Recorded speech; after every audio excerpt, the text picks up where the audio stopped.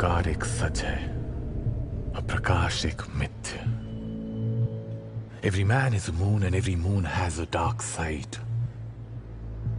आपकी भी dark side है जो किसी को दिखती नहीं है, लेकिन वो है। आपके हिडन डिजायर्स, गुस्सा, सपने सब इसी डार्क साइड में है। आपके सारे प्लेजर्स, खुशियां, सब कुछ यही है। उनकी गलत थ्योरीज, नैतिकता की झूठी रोशनी ने आपके सच्चे स्वरूप को छुपा के रखा है। और अगर आप अपने आप को एक्सेप्ट करके उनको रिजेक्ट करेंगे तो आप पापी हैं। पाप एक ऐसी काल्पनिक बीमारी है जिसे पुण्य नाम की काल्पनिक दवाई बेचने के लिए बनाया गया है। धर्म कभी शांति ला ही नहीं सकता, क्योंकि इसकी फाउंडेशन ही अच्छाई और बुराई के कॉन्फ्लिक्ट पे आधारित है। एक दिन आएगा, हम लाएंगे वो दिन, जब दिन भी रात होगा, जब कोई सूरज नहीं उगेगा, काला चांद होगा और हर तरफ सिर्फ अंधेरा होगा। Serene, spotless darkness.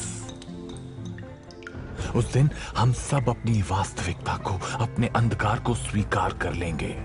And then there will be peace. धुतकार मानव समाज की प्रथम प्रतिक्रिया होती है जब उनकी मान्यताओं पर प्रहार किया जाए, चाहे वो प्रहार उनके स्वयं के हित के लिए ही क्यों ना हो। क्योंकि सामान्य मनुष्य का सीमित ज्ञान उसे स्वयं से परे देखने नहीं देता। फिर चाहे वो मानव जीवन हो, वास्तुक्रिया या नए विचार, ब्रह्मांड में नव जीवन का सिंचन पुराने खंडरों की राख से ही जन्म लेता है। अश्रु, रक्त, पीड़ा, निराशा। एक साधारण मनुष्य इस मार्ग पर चल के अजय बन सकता है, क्योंकि विचारों की आयु मानव जीवन से कई अधिक है। अपनी इंद्रियों को वश में करके जैसे ही निर्विकार होंगे, फिर कोई शत्रु या भय हानि नहीं पहुंचा सकता। यह एक अचल सनातन स्थिति नई शक्ति को जन्म देती है।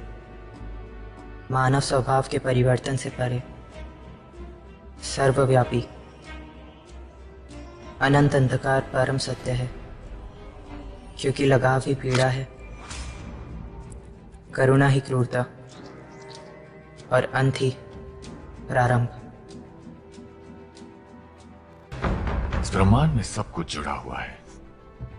जो हमें दिखता है वो भी, और जो नहीं दिखता वो भी।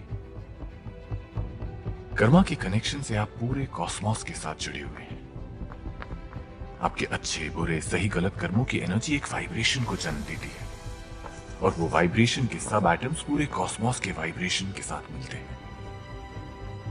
आपका सबकॉन्शियस कॉस्मिक कॉन्शियसनेस से जुड़ता है, उसे झंझोड़ता है और उसे बदलने की ताकत भी रखता है।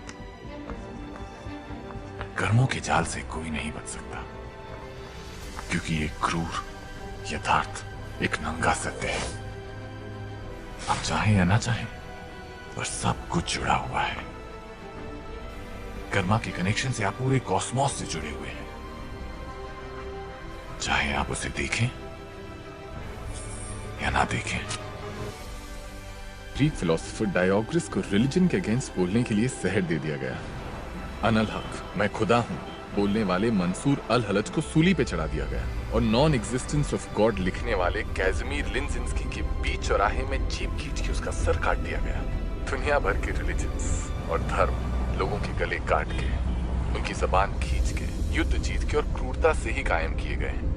पिछले 2000 साल से यही हुआ है और आज भी यही हो रहा है। धर्म जिसे सोसाइटी में शांति और संतुलन लाना चाहिए, उसने हमें अलगाव, वायलेंस और क्योस के अलावा कुछ नहीं दिया। देवता विष्णु के पास गए, लेकिन जब तक असुर वेदों का पालन कर रहे थे तब तक उन्हें हराना नामुमकिन था।